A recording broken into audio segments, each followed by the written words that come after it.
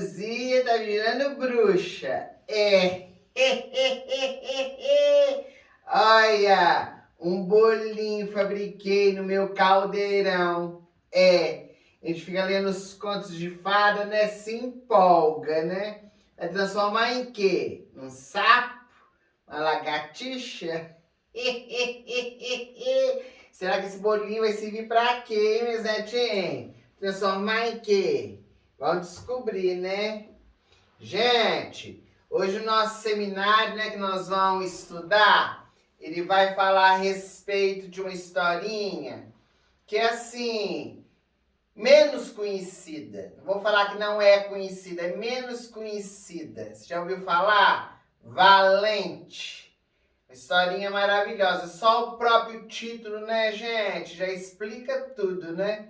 Já fala a respeito de uma virtude que a gente tem que ter, né, dentro do coração, que é a valentia.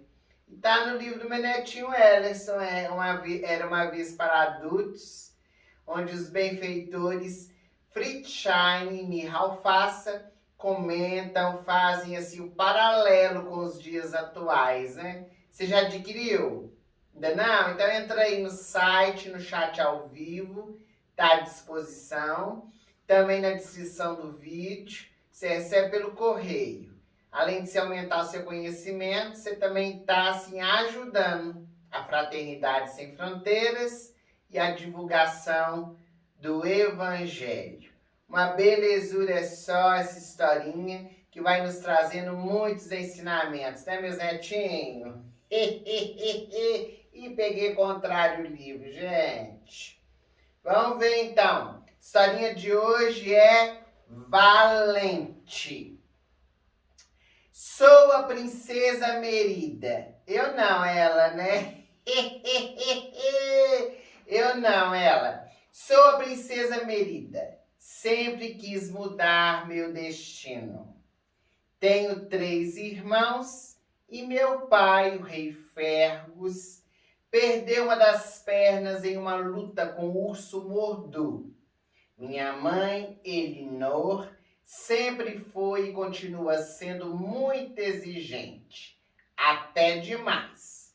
Ela passou a vida toda dizendo que eu tenho de ser um exemplo, que devo ter aulas disso e daquilo, porque um dia eu serei rainha e preciso estar preparada. Porém, eu gosto mesmo de ser livre, de cavalgar pelos campos com meu arco e flecha. Ah, tem mais. Minha mãe sempre me achou teimosa e cismou que estava na hora de eu me casar. Naquela época tinha disso, né? Nunca pensei em me casar, mas não havia como escapar. Segundo a tradição, o filho primogênito de cada clã de nossas terras poderia participar de uma competição. O vencedor da competição teria direito à mão da princesa em casamento. Como sou a primogênita do meu clã, resolvi competir pela minha própria mão. Inteligente ela, hein? Escolhi a modalidade de arco e flecha que domino e venci. Minha mãe ficou tão estressada que lançou meu arco no fogo. Na mesma hora, eu fiquei furiosa e fugi. Na floresta, as luzes me guiaram até a casa de uma bruxa. Pedi que ela fizesse um feitiço para poder mudar minha mãe e assim mudar meu destino. Então, depois de jogar um monte de coisas em um caldeirão, lá saiu um bolinho. Ah, adivinharam, né, para que é? Se mamãe comesse um pedaço, ela mudaria, garantiu a bruxa. Quando voltei ao castelo e disse que o bolo era uma oferta de paz, minha mãe sorriu, deu uma mordida e começou a se sentir mal.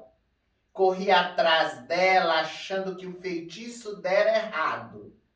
Na verdade, deu tão certo que ela virou uma ursa. Então, fomos em busca da bruxa para que ela desfizesse o feitiço. Na casa da bruxa não havia ninguém. Sem saber o que fazer, resolvemos voltar para o castelo. No caminho, caí em um buraco enorme em meio a ruínas. Era a toca do urso Mordu. Ele me atacou, mas mamãe me defendeu e fugimos rapidamente. No castelo, papai notou que a rainha havia desaparecido e se alarmou ao ver um urso ao meu lado, sem saber que era a mamãe. Ela se assustou e fugiu para a floresta. Todos os homens que estavam no castelo começaram a persegui-la, pensando que era o Mordu. Então o verdadeiro Mordu apareceu e me atacou.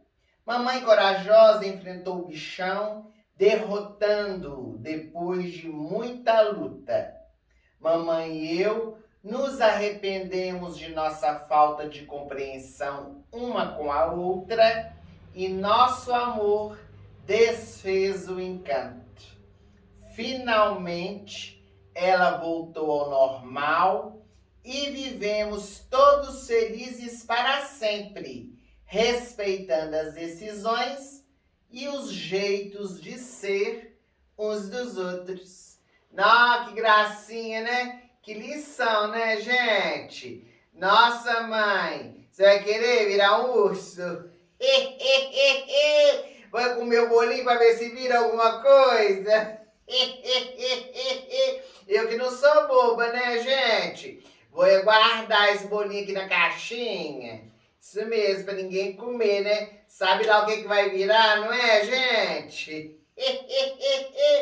Agora vocês devem estar achando estranho, né? Que eu não apresentei quem é que vai fazer hoje o nosso seminário, né? Será que tá aqui dentro?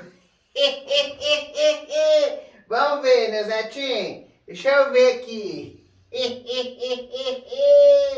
Ih, não tá aqui hoje não, gente. Não, vai ser uma surpresa também pra mim. Nem eu sei quem vai fazer hoje o nosso seminário sobre Valente. Então vamos primeiro escutar a música tema, né, da história com a Aline Charrade e o violonista Lucas. E depois, gente, depois nós vamos descobrir quem é que vai fazer hoje para nós o Seminário Valente. Fica tudo com Deus, não sai daí não, hein? Vão participar conosco.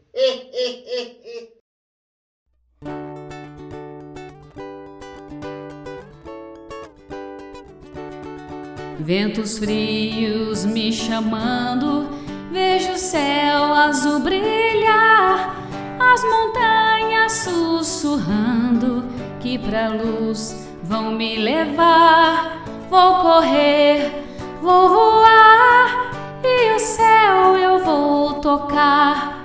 Vou voar e o céu eu vou tocar.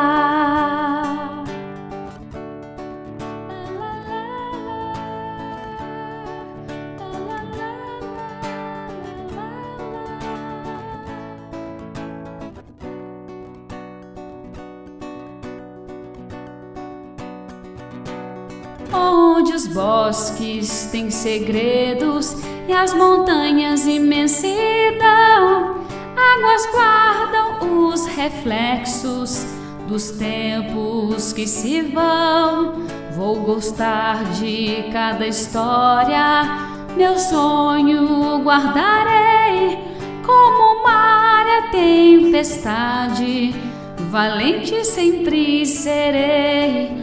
Vou correr, vou voar e o céu eu vou tocar. Vou voar e o céu eu vou tocar.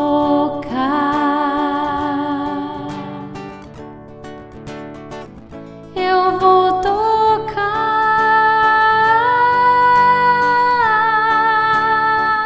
com o vento voar.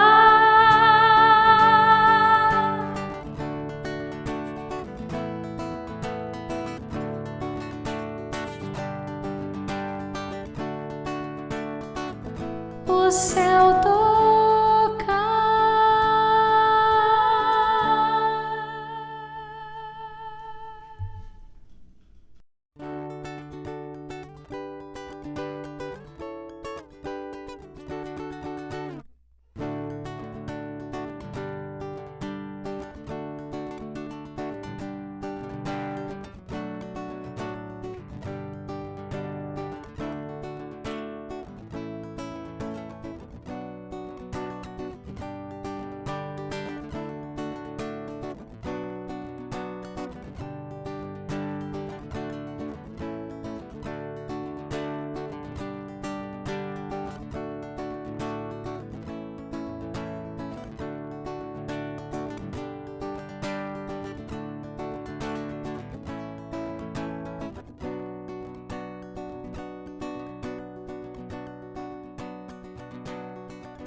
Queridos amigos, boa noite.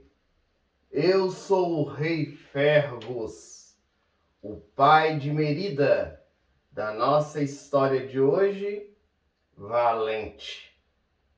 Valente é um filme americano que foi estrelado em 2012 pela Pixar Studios e distribuído pelo Walt Disney, no roteiro de Brenda Chapman. Valente é um conto infantil que trata acerca de diversos assuntos que nos levam a muitas reflexões. E dentre essas temáticas que são abordadas na história da minha filha Merida, há um assunto bastante intrigante, uma das fases de desenvolvimento da criatura humana enquanto está encarnada aqui na Terra, que é a puberdade ou adolescência. É muito comum nessa época os familiares terem grande dificuldade de relacionamento. Alguns conflitos com os adolescentes, como a minha família viveu com Merida. Minha filha tinha um comportamento típico de um adolescente, com uma característica bem marcante, que é a rebeldia. Logicamente, nós não podemos generalizar, dizendo que todos os adolescentes são rebeldes, mas é uma característica muito marcante nessa fase que todos nós, um dia, hoje adultos, já vivenciamos. Então, Merida, ela quer se rebelar contra a nossa família, contra as regras que foram estabelecidas no meu reino, as normas. Ela quer fazer a sua própria lei. E essa atitude, agora fazendo uma abordagem mais ampla, não é apenas uma atitude de adolescentes. É típica também da criatura humana. Nos adolescentes, essa postura muitas vezes é tomada por causa da relação que existe entre pais e filhos, na rigidez que muitas vezes os pais querem educar os filhos.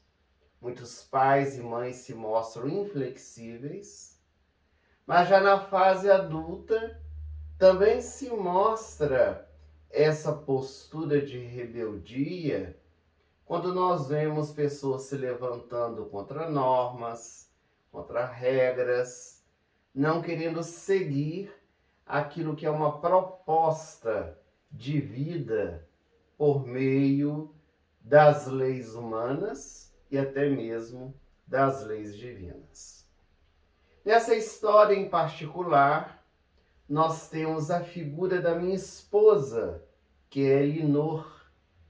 Ela é muito intransigente, exigente, inflexível, e não oferecia de maneira alguma oportunidade que nossa filha pudesse se expressar, fazer as suas próprias escolhas.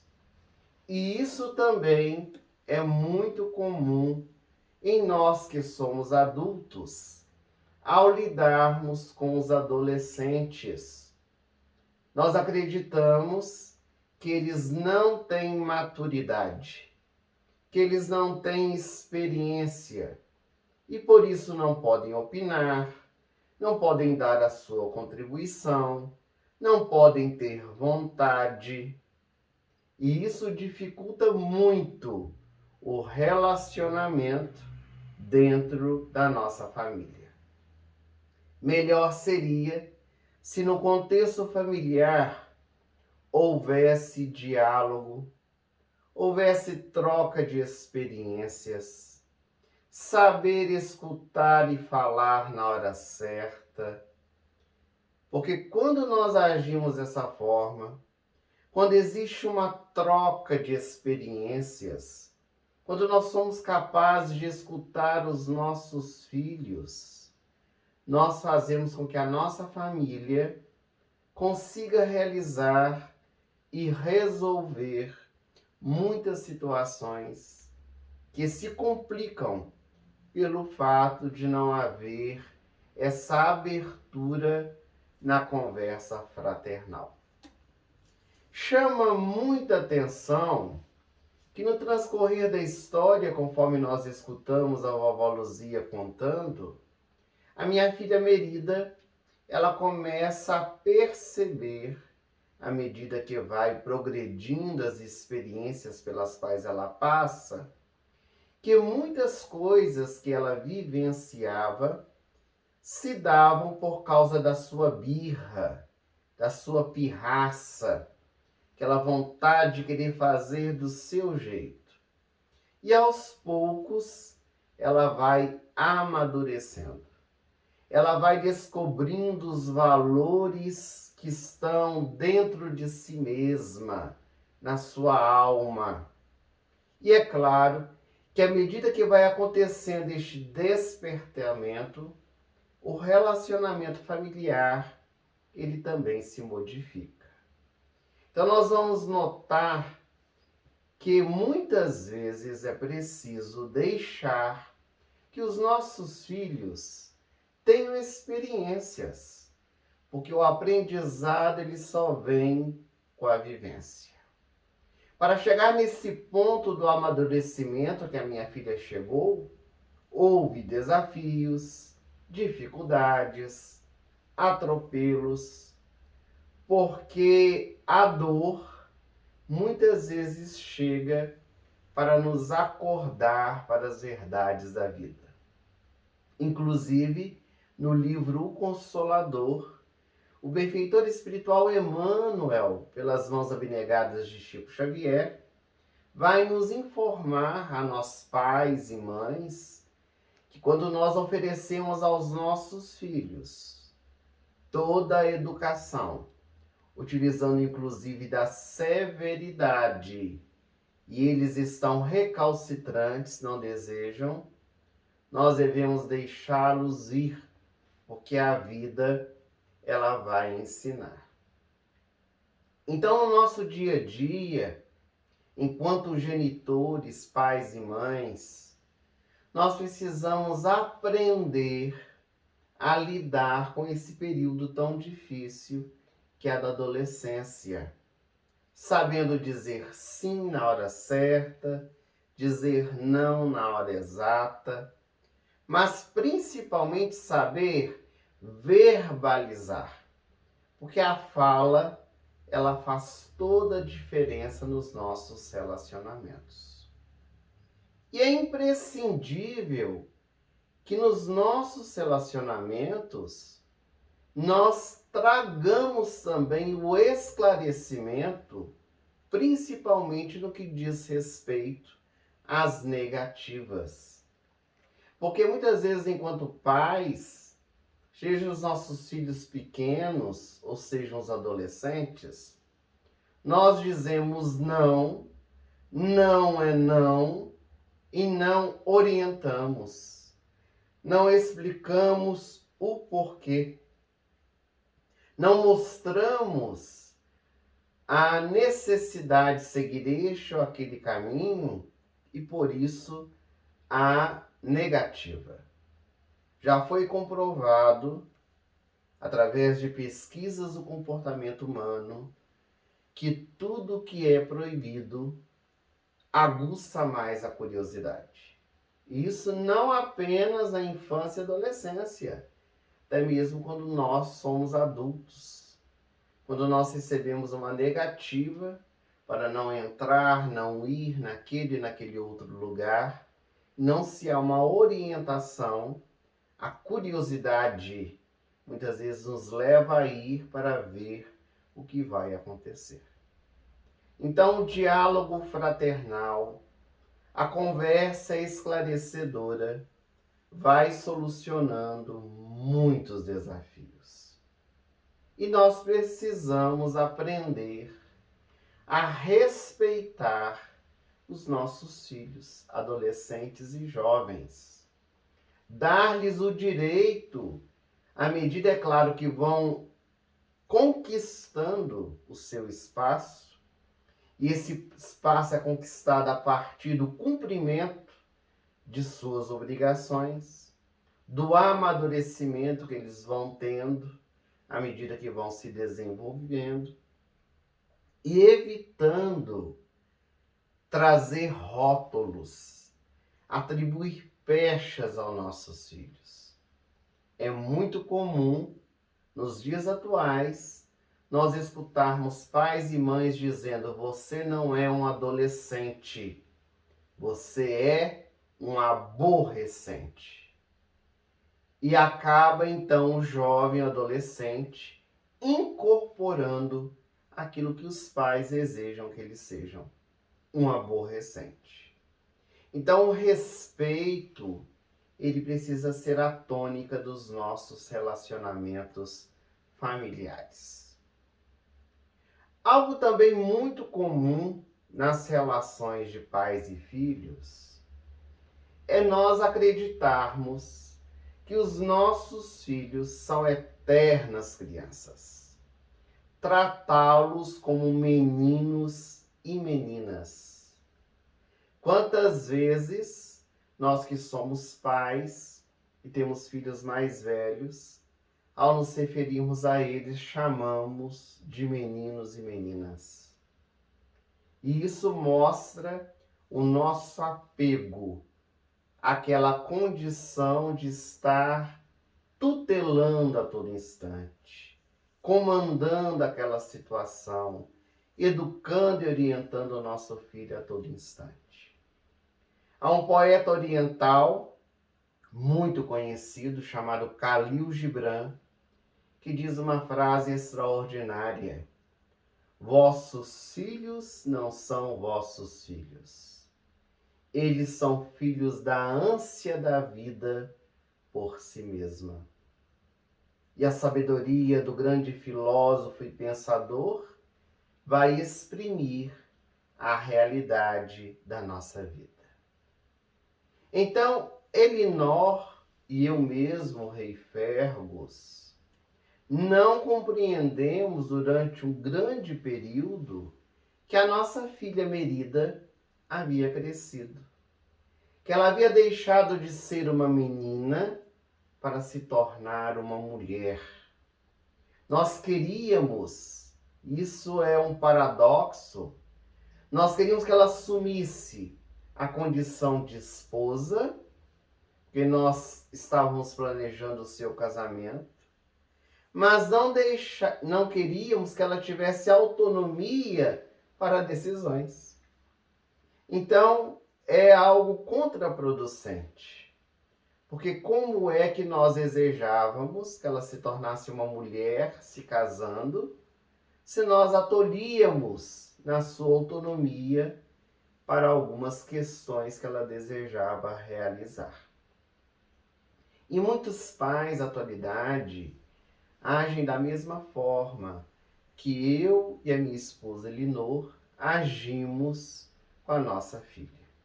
Porque é muito difícil para nós pais cortarmos os elos que vão nos unindo. Primeiramente porque a mãe, ela gera no seu ventre durante 9 meses e cria ali um vínculo muito forte. Cria-se um envolvimento afetivo onde a mãe sente com muito mais intensidade aquela relação com o seu filho. E nós pais, que convivemos, que protegemos, que educamos durante um largo período, até que o nosso filho, a nossa filha atinja a maturidade, não conseguimos também divisar que eles cresceram, que eles precisam seguir. E esse comportamento é extremamente prejudicial quando nós não damos a eles oportunidades. Então é preciso que nós aprendamos a dar autonomia aos nossos filhos. Voltando a repetir que o processo é uma conquista.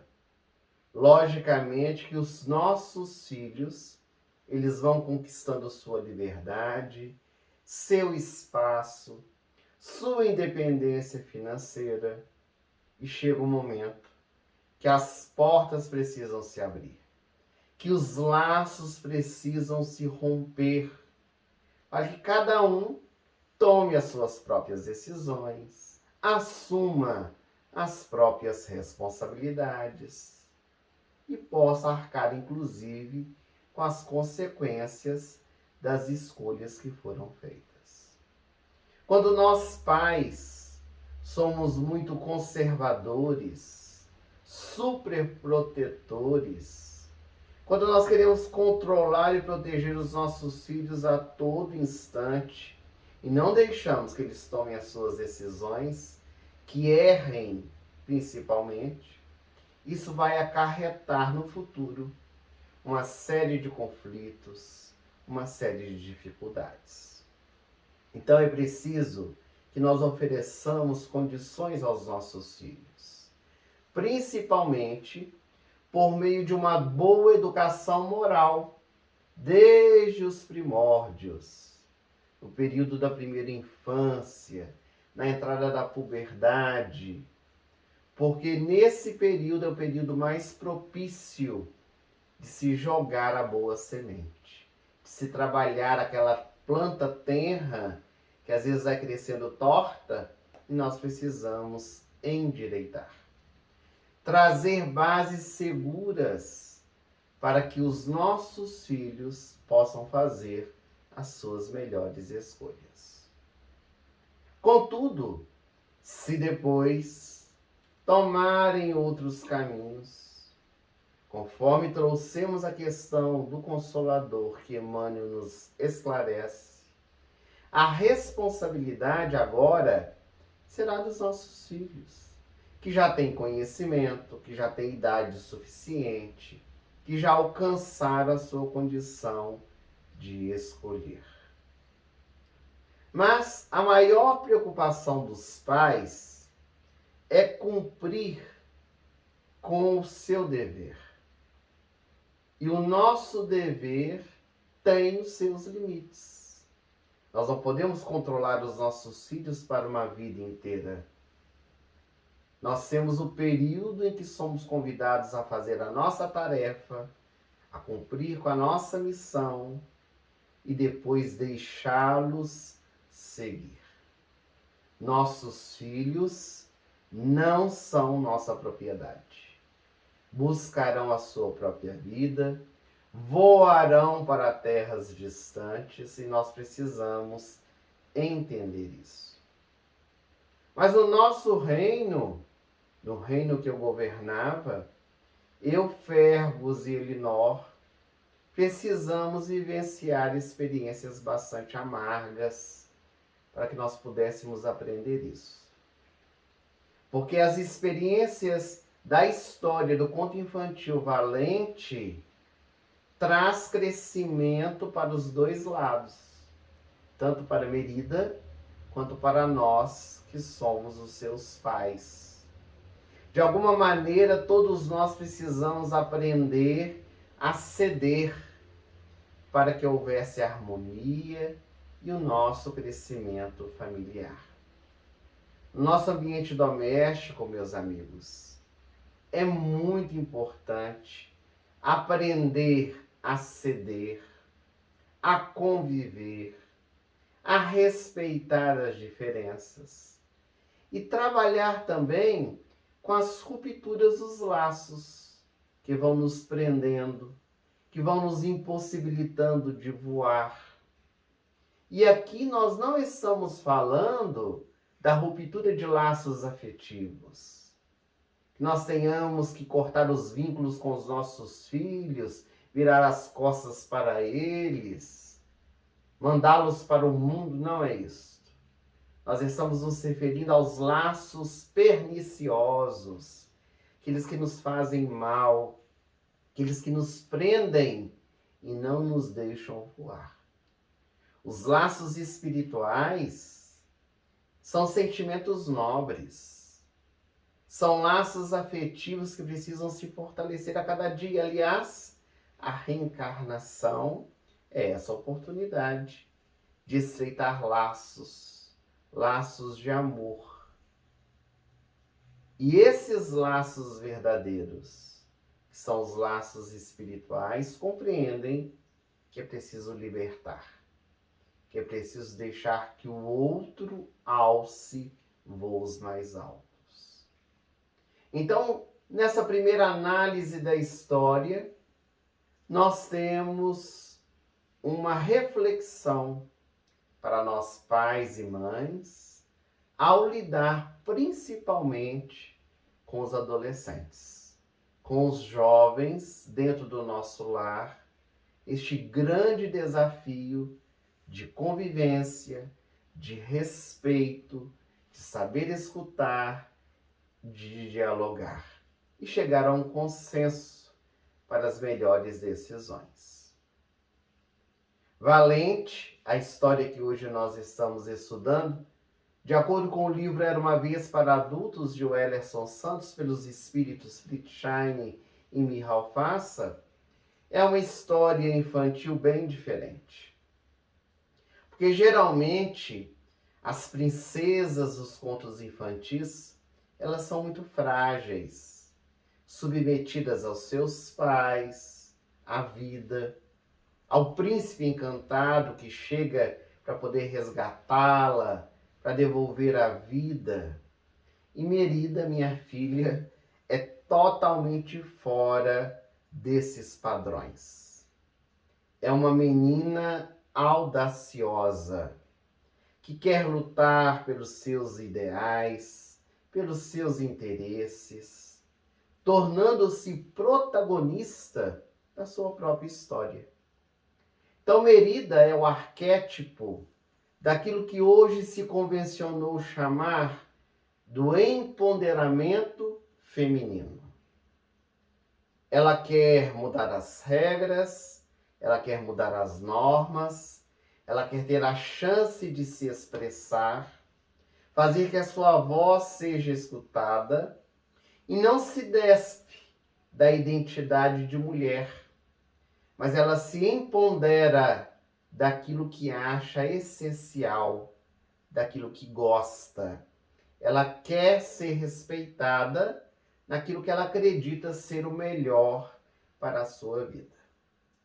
E aqui nós vamos perceber que a história, ela toma uma outra conotação, que nós estávamos nos referindo à postura do adolescente, do jovem, que muitas vezes de maneira inconsequente quer mudar regras e normas. Essa é uma reflexão. E agora estamos falando de uma outra situação, de uma conscientização da real necessidade de mudança devido aos direitos que não são respeitados. Então, bem diferente desta abordagem da puberdade, a história nos permite várias nuances, nós notamos Merida tendo que lutar pela sua dignidade, pelo respeito aos seus direitos. Na verdade, ela quer mudar o seu destino. Na concepção que ela trazia, que ninguém podia escolher por ela mesma. Porque no meu reino, que eu governava, sempre foi assim. Os jovens que se interessassem em casar com a minha filha, com a princesa, deveriam participar de uma espécie de competição, como se ela fosse um objeto valioso, que quem iria ganhar era quem ganhasse a competição. Então essa disputa ela deveria ocorrer entre os primogênitos das famílias mais ricas.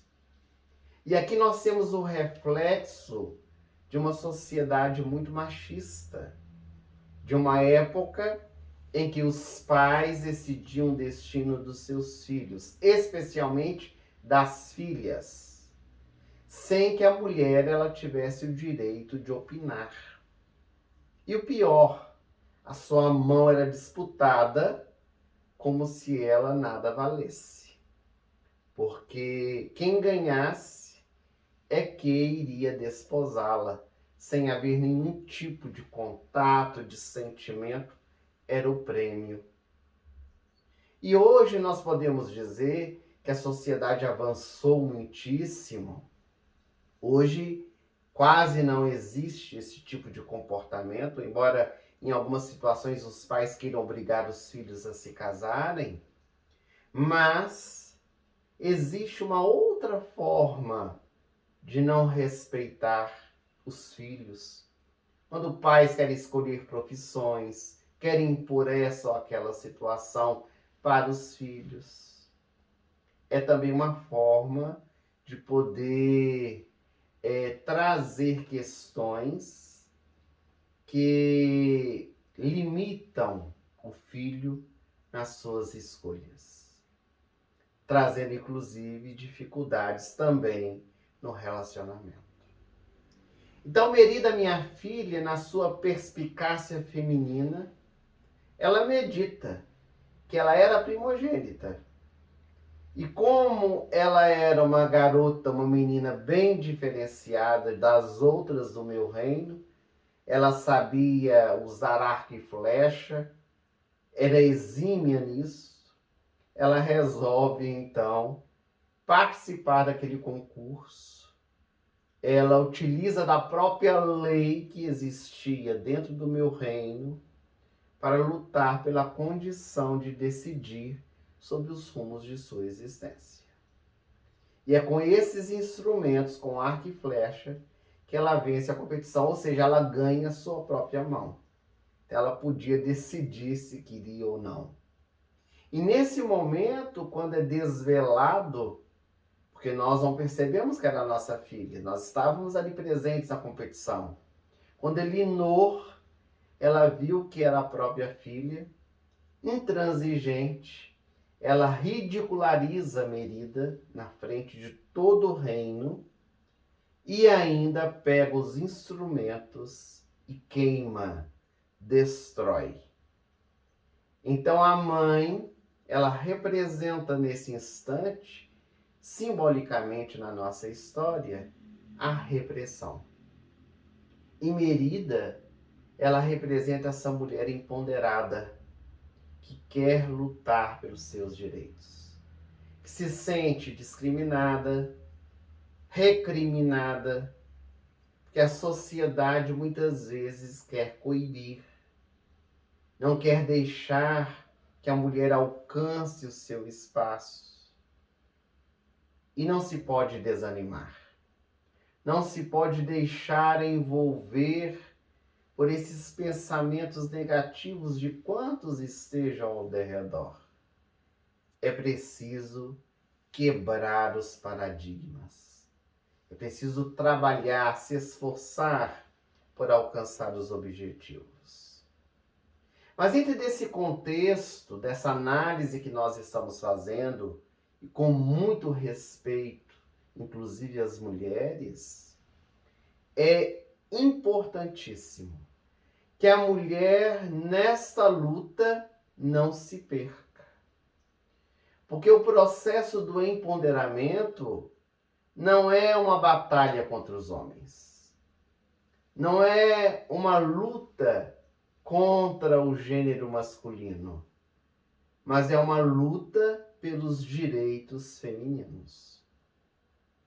Inclusive, em O Livro dos Espíritos, se deixa muito claro o espírito de verdade, que mulheres e homens têm os mesmos direitos, porém não têm os mesmos deveres.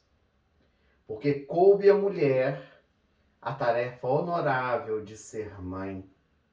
E esse é um dever intransferível, porque é a mulher que gera, é a mulher que traz no seu ventre o ser durante 9 meses.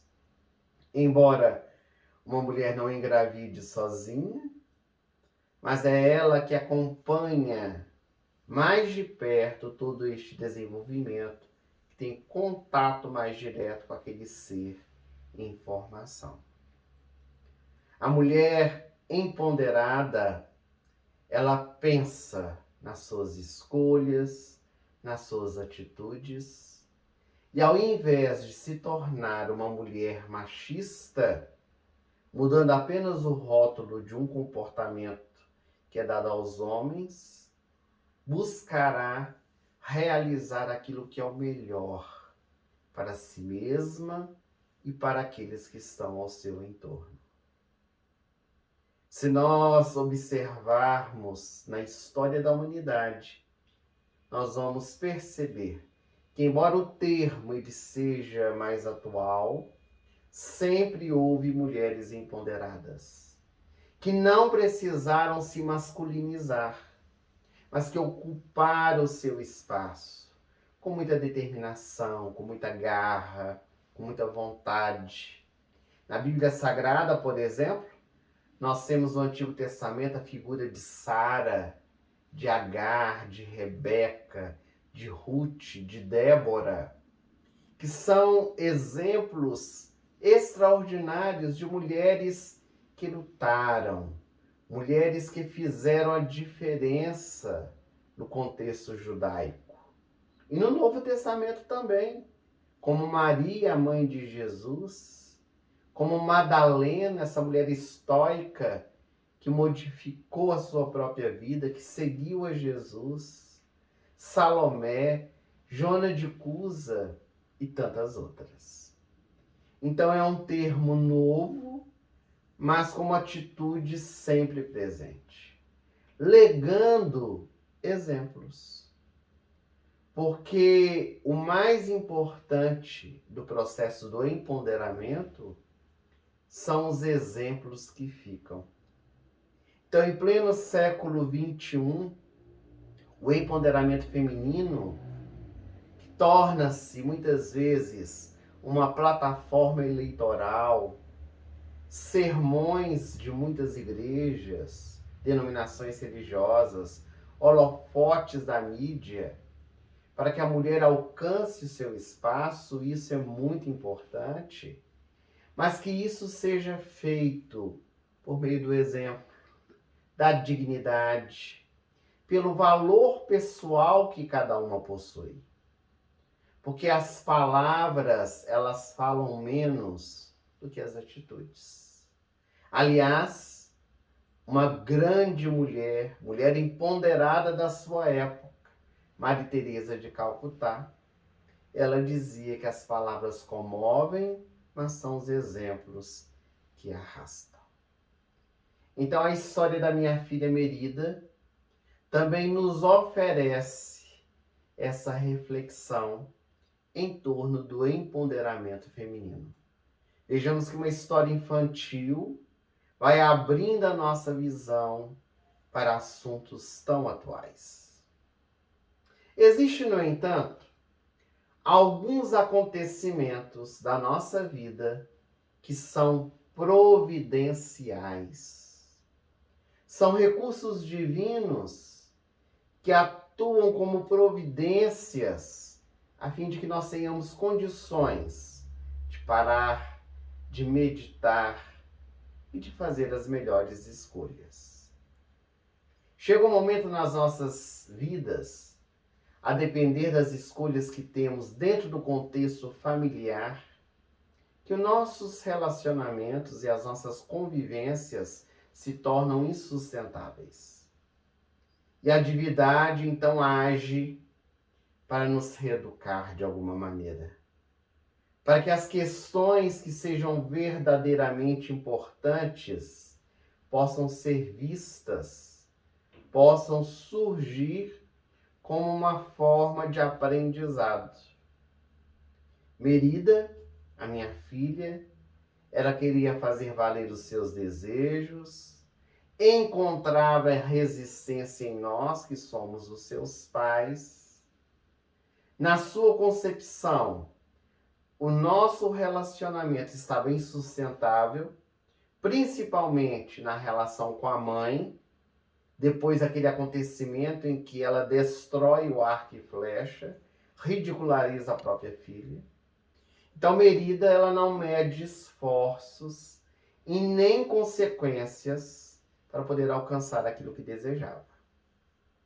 Não raro, diante das adversidades familiares, surge-nos aquela ideia de fazer parte de outra família, que nós somos um peixe fora d'água, que nós deveríamos estar em outro local. E queremos a todo instante modificar as pessoas que estão à nossa volta. Queremos que elas se enquadrem naquilo que nós desejamos ser o melhor. Então, numa linguagem simbólica, Merida, ela procura o apoio da bruxa, que vai utilizar de um feitiço, uma magia para transformar a própria mãe.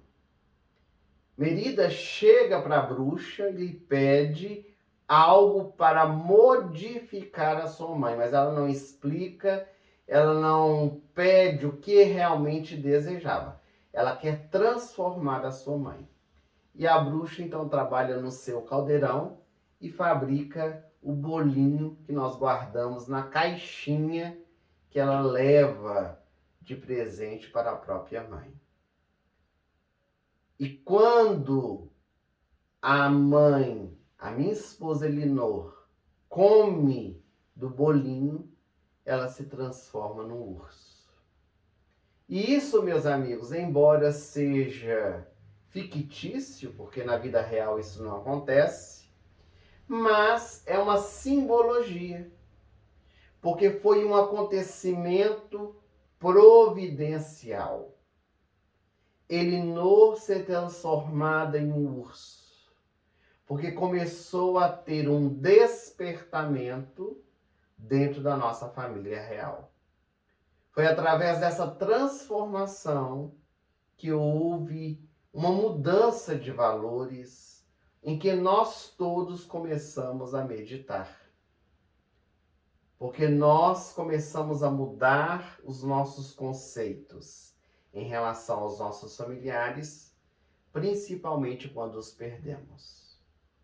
Ao perder, nós percebemos o quanto eram valorosas as situações e as pessoas que estavam ao nosso lado.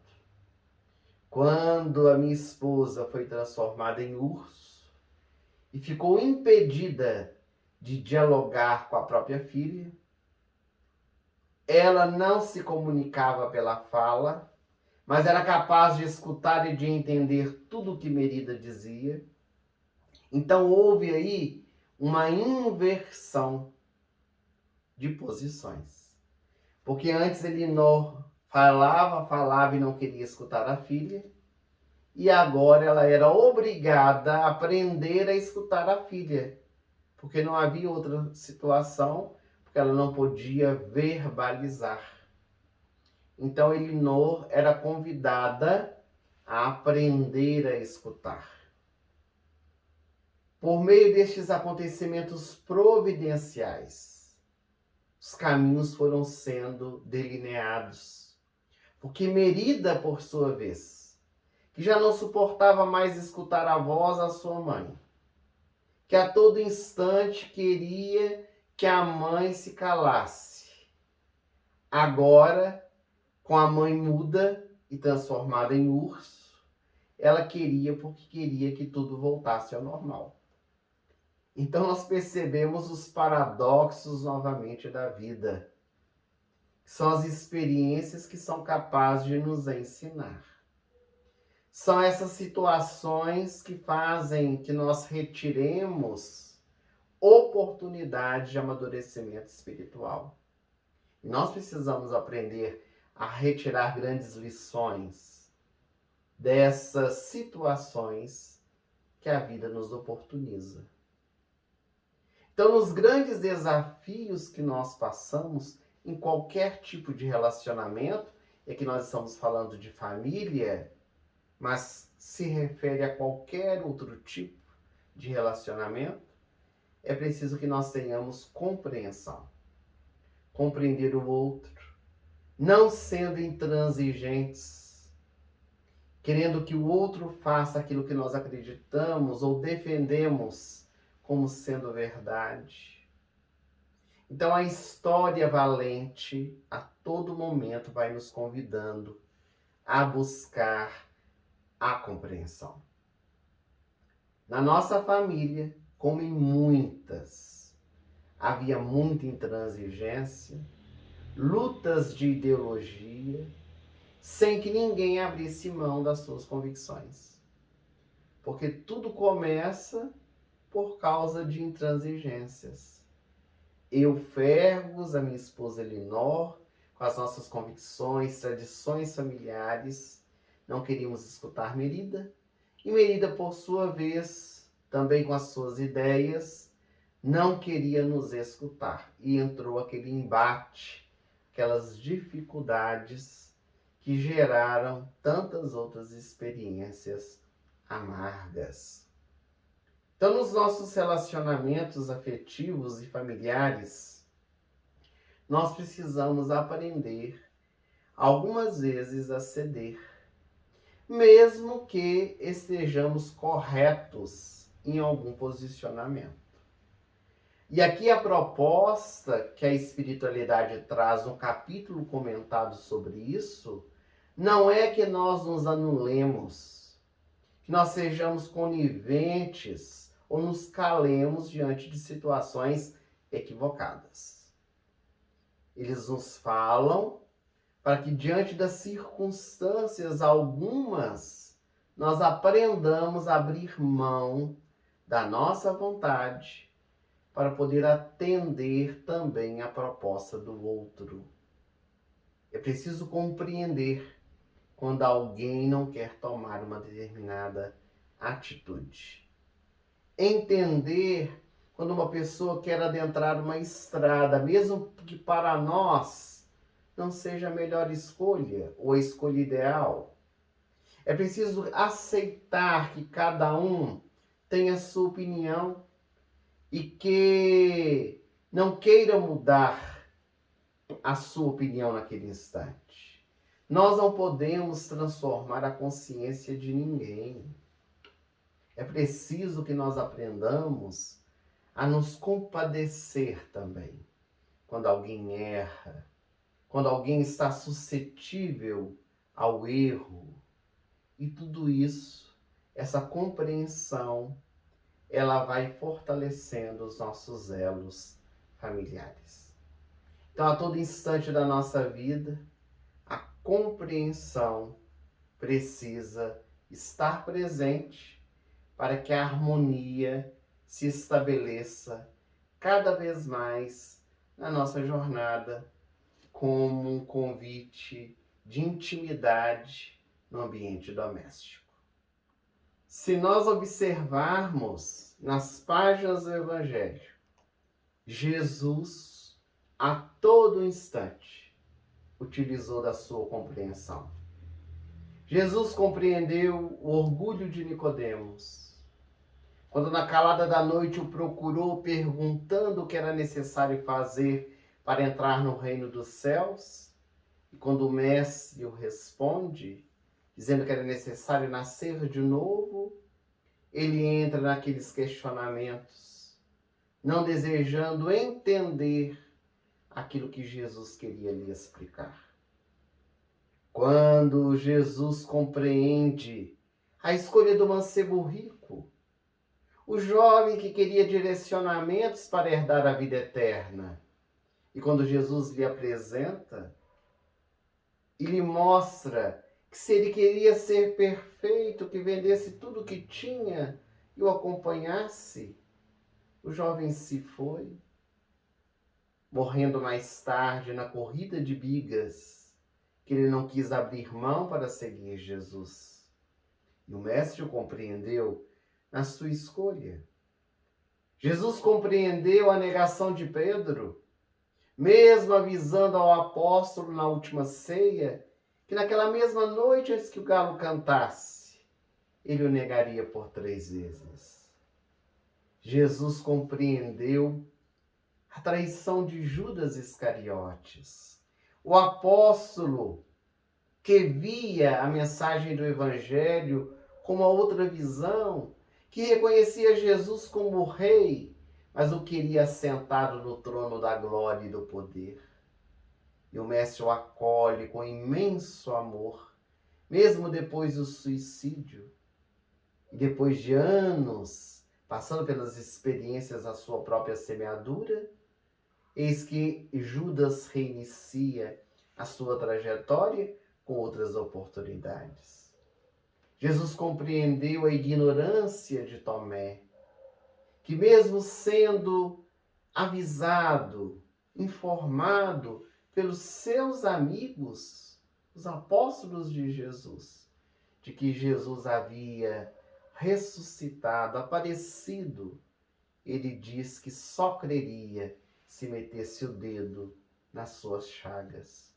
E compreendendo a necessidade de Tomé, Jesus surge com portas e janelas fechadas e diz: vem aqui, Tomé, e mete o teu dedo nas minhas feridas. Mas bem-aventurados são aqueles que não viram e creram. Então a compreensão na vida de Jesus está como um exemplo para todos nós. E ainda hoje compreendendo os nossos erros e as nossas imperfeições.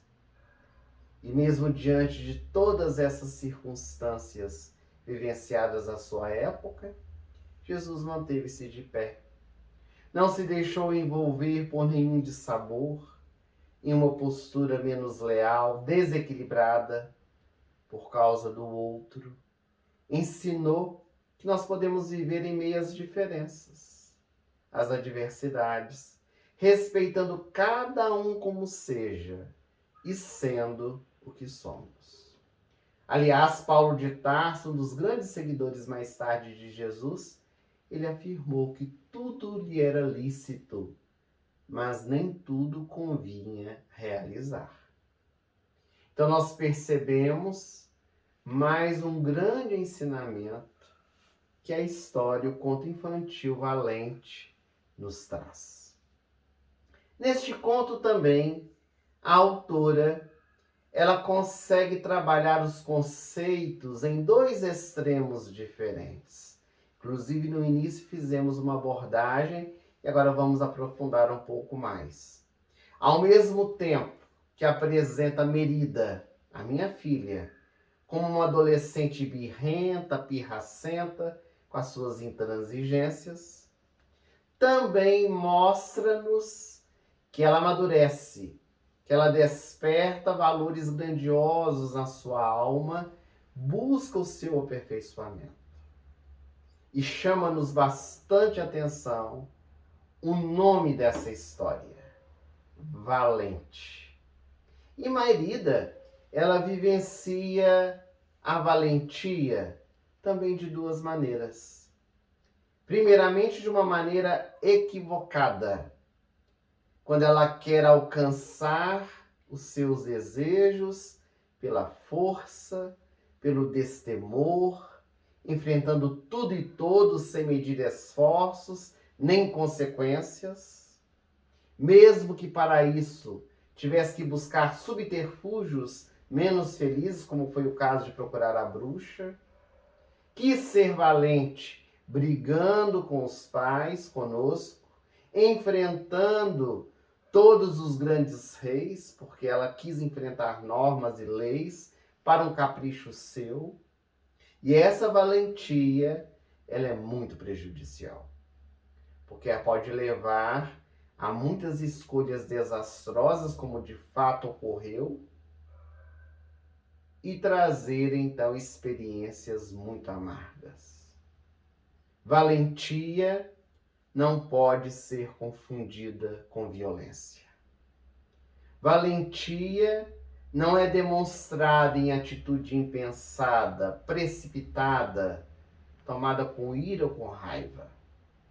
Valentia, meus amigos, é enfrentamento. Ser valente é despertar o desejo de encontrar soluções de uma forma prática, honesta, para situações que são vivenciadas. Então, a minha filha Merida, ela cai em si mesma e começa na história a canalizar a sua valentia de forma equilibrada, de forma positiva. Com a mãe transformada em urso, ela se embrenha na floresta.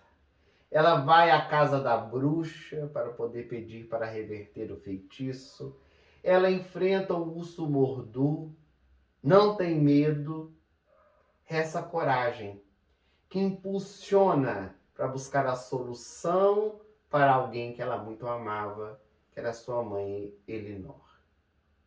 Existe uma outra versão da história, que não foi contada pela vovó Luzia, mas que está no filme Valente, que vale a pena nós refletirmos, é que Merida ela também precisava, para desfazer o feitiço, costurar um tapete que ela mesma havia rasgado com a sua ira.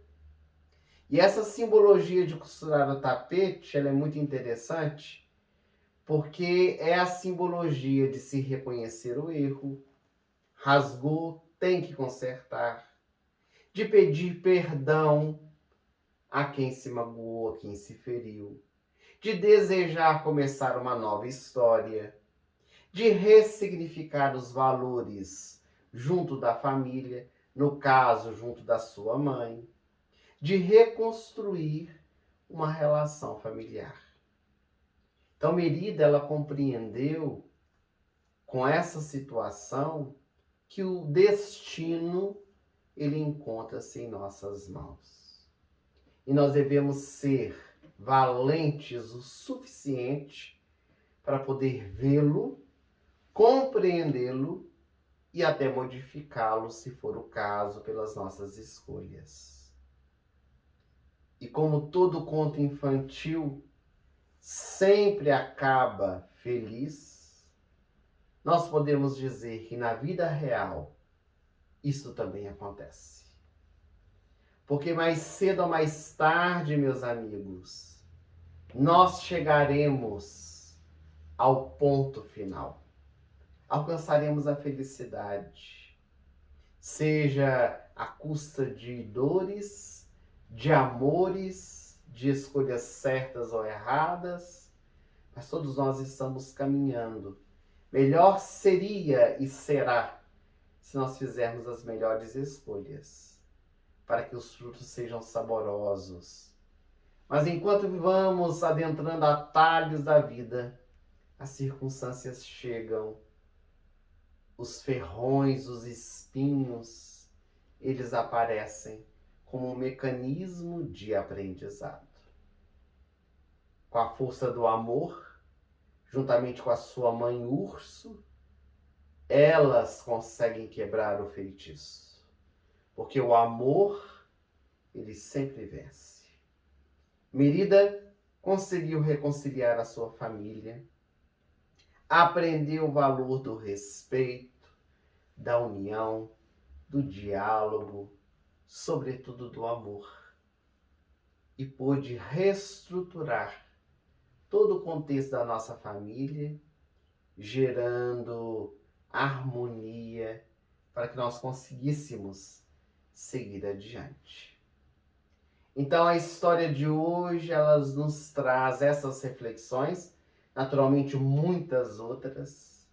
Claro que os nossos internautas, ao escutar o que diz a vovó Luzia, e podemos meditar sobre vários outros aspectos nas nossas reflexões que trouxemos com o auxílio do livro Era uma Vez para Adultos.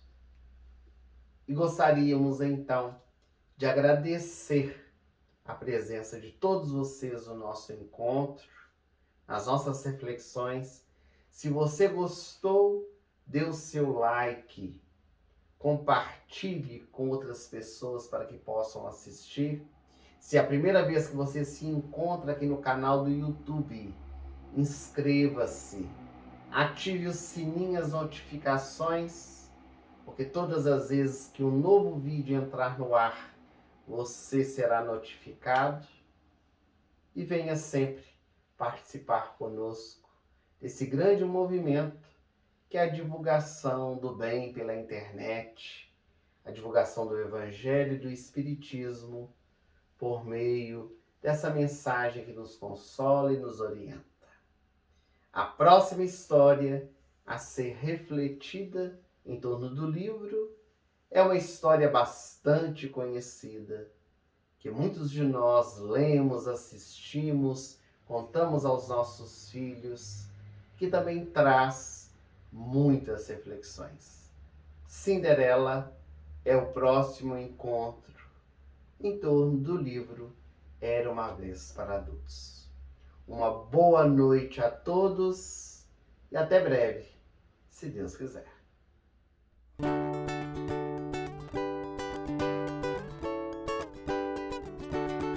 Ventos frios me chamando, vejo o céu azul brilhar, as montanhas sussurrando que pra luz vão me levar. Vou correr, vou voar e o céu eu vou tocar.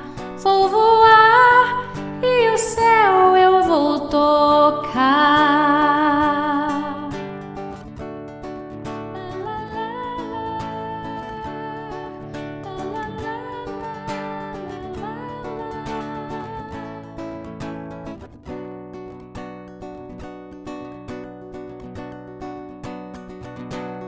Onde os bosques têm segredos e as montanhas imensidão, águas guardam os reflexos dos tempos que se vão. Vou gostar de cada história, meu sonho guardarei, como o mar e a tempestade, valente sempre serei. Vou correr, vou voar e o céu eu vou tocar. Vou voar e o céu eu vou tocar.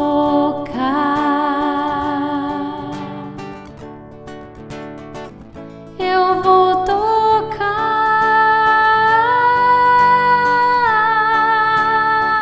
com o vento voar.